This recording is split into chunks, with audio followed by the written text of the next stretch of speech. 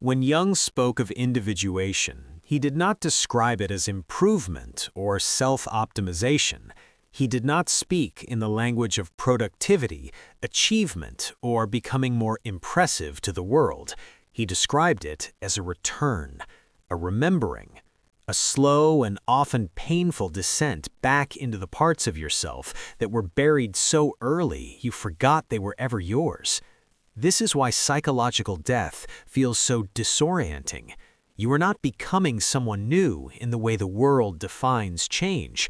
You are becoming someone older than the persona you've been wearing, someone who existed before adaptation, before survival demanded that you fragment yourself to belong. This original self, the one you are returning to, does not reside in memory. You cannot think your way back to it. It exists in sensation, in intuition, in the body's quiet knowing.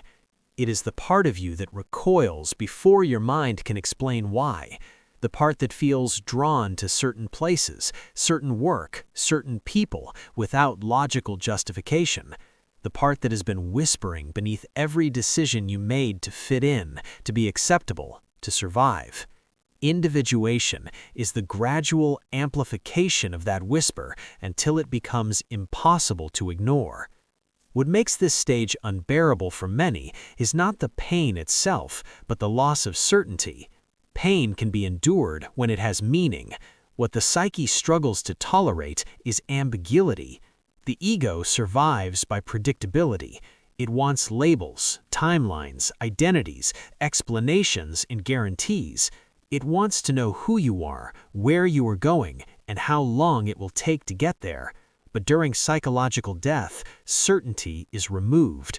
The future feels blank, as if the road ahead has dissolved. The past no longer comforts you because it belongs to a version of yourself that no longer feels true. And the present feels strangely empty, suspended between what has fallen away and what has not yet arrived. This temporal disorientation is one of the most destabilizing aspects of the process. You may find yourself unable to make plans with any conviction. The goals that once motivated you now seem hollow or irrelevant. You may look at your calendar and feel nothing. You may watch others move forward with their lives, buying homes, advancing careers, building families, and feel both disconnected and oddly unburdened by it all. There is a strange freedom in this groundlessness, but it comes at the cost of all familiar warrings. This is why people describe this phase as feeling lost, untethered, or unreal. But Jung would say you are not lost at all. You are finally outside the map that was never drawn for your true self. Every map you have been given, by parents, by culture, by education, by religion, was drawn for a collective route, not an individual one. These maps serve a purpose. They help societies function. They provide shared meaning and structure, but they cannot account for your unique psychic fingerprint, the specific constellation of gifts, wounds, longings, and callings that belong to you alone. To step off these prescribed paths feels like madness in the beginning. The ego experiences it as failure, as falling behind, as losing your way. But what is actually happening is far more significant. You are refusing to live a second-hand life. You are no longer willing to inhabit an identity constructed from borrowed values, inherited fears, and unexamined assumptions. This refusal is not rebellion for its own sake. It is an organic response from a psyche that can no longer sustain the split between who you are and who you have been pretending to be. At this point, the ego will attempt one last defense. It will try to reconstruct itself using familiar material. You may feel an intense urge to rush into a new identity, a new relationship, a new ambition, or a new belief system, anything to escape the void, anything to restore a sense of direction and control. The ego does not care whether the structure it builds is true, only that it feels solid. This is when people make sudden, dramatic changes, quitting jobs impulsively, ending relationships abruptly, moving to new cities, adopting radical philosophies. These changes may look like transformation from the outside, but they often function as sophisticated forms of avoidance. But Jung warned that premature rebirth is one of the greatest dangers in transformation. If you rebuild too quickly, you simply recreate a more refined, more convincing version of the same prison. The outer form may change, but the inner pattern remains untouched. You may trade one persona for another, from corporate professional to spiritual seeker, from people pleaser to fierce individualist, but the underlying mechanism of self-betrayal continues. The new identity may feel more authentic temporarily, but if it has not emerged from genuine inner work, it will eventually feel just as constrictive as what came before. This is why the void matters. The emptiness you feel is not a mistake, not a failure, and not a sign that something has gone wrong. It is a necessary suspension, a psychic winter. Just as the earth must lie fallow before new growth can root take, the psyche must remain unformed for a time. In agricultural traditions, farmers understood that soil depletes when planted continuously without rest. The land needs periods of emptiness, of apparent inactivity, to regenerate its nutrients and restore its vitality. The same principle applies to psychological transformation. This waiting feels unbearable because it offers no reassurance. There is no promise, no clear reward, no external confirmation that you are doing the right thing. You cannot prove to yourself or others that this emptiness is productive. You cannot measure your advancement in any conventional way. Modern culture has conditioned us to valorize constant activity, visible results, and quantifiable improvement. To enter a phase where none of these markers exists feels like regression, like wasting precious time, like falling into depression or avoidance. But it is precisely this unstructured space that allows something authentic to emerge. What is real cannot be forced into being. It must arise when the conditions are right. Think of how mycelium networks spread beneath the forest floor for months or years before a mushroom suddenly appears above ground. The invisible work was happening all along, but it required darkness, patience, and protection from premature exposure. Your psyche operates according to similar principles. The most essential transformations happen in concealment, in silence, in withdrawal from the world's gaze. During this phase, you may notice an increased sensitivity to truth. Falsehood becomes harder to tolerate. You become aware of subtle dishonesty, not only in others, but in yourself. You notice when people speak from masks rather than sincerity. You can feel the performative quality of certain interactions, the way conversations stay safely on the surface, the way smiles are deployed as social lubricant rather than genuine expression. You may feel exhausted by conversations that once felt normal. Small talk drains you. Performative interactions feel hollow. Even well-meaning gatherings can leave you feeling more isolated than solitude does. You may find yourself withdrawing, not out of arrogance or superiority, but out of fatigue. Friends and family may misinterpret this withdrawal as depression or antisocial behavior. They may encourage you to get out more, to stop isolating, to think positively. Their concern comes from love, but they do not understand that what you are experiencing is not a problem to be fixed, but a process to be honored.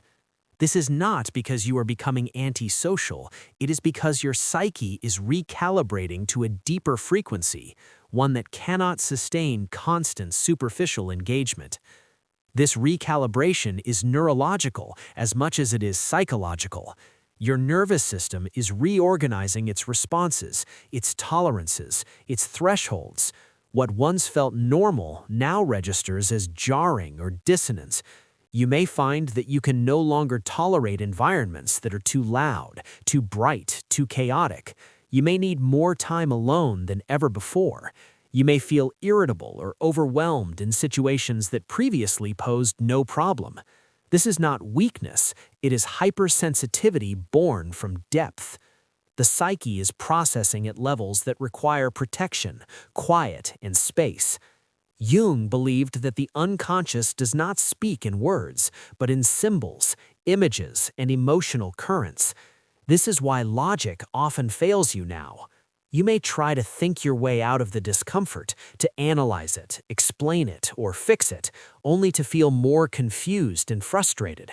The intellect wants solutions. The unconscious wants surrender. The intellect wants to move forward. The unconscious wants you to stay still long enough to listen. This tension creates inner conflict, but it is also a sign that you are approaching a threshold where control must be relinquished. The language of the unconscious is ancient and non-linear. It speaks through dreams that feel more significant than waking life, through images that arise spontaneously during meditation or rest, through sudden bodily sensations that carry emotional information. You may dream of houses with hidden rooms, of descending into basements or caves, of crossing bodies of water, of encountering animals or mysterious figures. These are not random firings of a sleeping brain. They are communications from depths that cannot access ordinary language. Learning to attend to these symbols without immediately interpreting them is a skill that develops slowly. The temptation is to look up dream meanings, to find quick explanations, to decode them like puzzles. But Jung encouraged a different approach, living with the images, letting them work on you, allowing their meaning to unfold over time. You may begin to notice synchronicities during this time, meaningful coincidences that feel charged, as if life itself is responding to your inner state. A book appears at the exact moment you need it. A sentence overheard in a cafe stays with you all day. A dream mirrors something you are experiencing in waking life. A word or phrase repeats itself across multiple contexts within hours.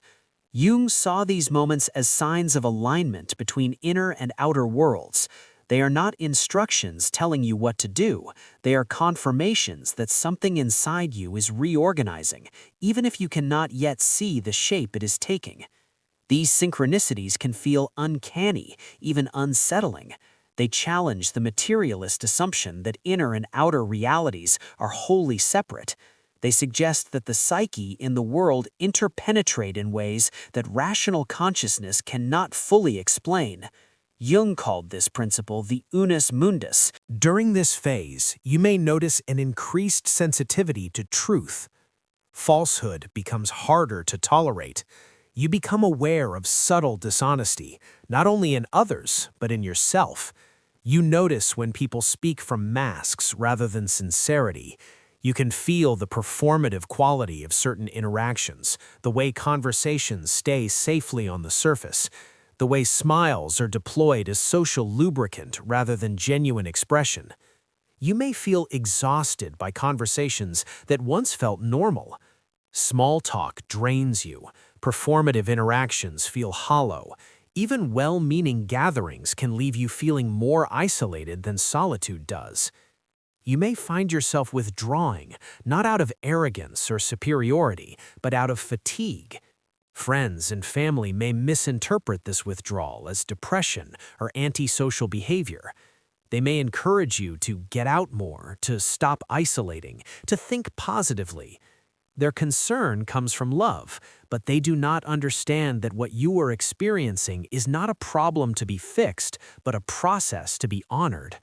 This is not because you are becoming antisocial. It is because your psyche is recalibrating to a deeper frequency, one that cannot sustain constant superficial engagement. This recalibration is neurological as much as it is psychological. Your nervous system is reorganizing its responses, its tolerances, its thresholds. What once felt normal now registers as jarring or dissonance. You may find that you can no longer tolerate environments that are too loud, too bright, too chaotic. You may need more time alone than ever before. You may feel irritable or overwhelmed in situations that previously posed no problem. This is not weakness, it is hypersensitivity born from depth. The psyche is processing at levels that require protection, quiet, and space. Jung believed that the unconscious does not speak in words, but in symbols, images, and emotional currents. This is why logic often fails you now. You may try to think your way out of the discomfort, to analyze it, explain it, or fix it, only to feel more confused and frustrated.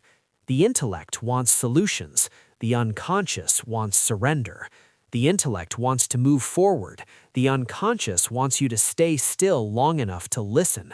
This tension creates inner conflict, but it is also a sign that you are approaching a threshold where control must be relinquished. The language of the unconscious is ancient and non-linear. It speaks through dreams that feel more significant than waking life, through images that arise spontaneously during meditation or rest, through sudden bodily sensations that carry emotional information. You may dream of houses with hidden rooms, of descending into basements or caves, of crossing bodies of water, of encountering animals or mysterious figures. These are not random firings of a sleeping brain. They are communications from depths that cannot access ordinary language. Learning to attend to these symbols without immediately interpreting them is a skill that develops slowly. The temptation is to look up dream meanings, to find quick explanations, to decode them like puzzles. But Jung encouraged a different approach, living with the images, letting them work on you, allowing their meaning to unfold over time. You may begin to notice synchronicities during this time, meaningful coincidences that feel charged, as if life itself is responding to your inner state. A book appears at the exact moment you need it. A sentence overheard in a cafe stays with you all day. A dream mirrors something you are experiencing in waking life. A word or phrase repeats itself across multiple contexts within hours. Jung saw these moments as signs of alignment between inner and outer worlds. They are not instructions telling you what to do. They are confirmations that something inside you is reorganizing, even if you cannot yet see the shape it is taking. These synchronicities can feel uncanny, even unsettling. They challenge the materialist assumption that inner and outer realities are wholly separate. They suggest that the psyche in the world interpenetrate in ways that rational consciousness cannot fully explain. Jung called this principle the unus mundus, the unified world where psyche and matter are not divided but exist on a continuum. During periods of deep psychological work, when the unconscious is particularly active, the boundaries between inner experience and outer events become more porous. What emerges in your dreams or meditations may find echoes in the world around you, as if reality itself is conspiring to support your transformation. Another difficult aspect of psychological death is grief.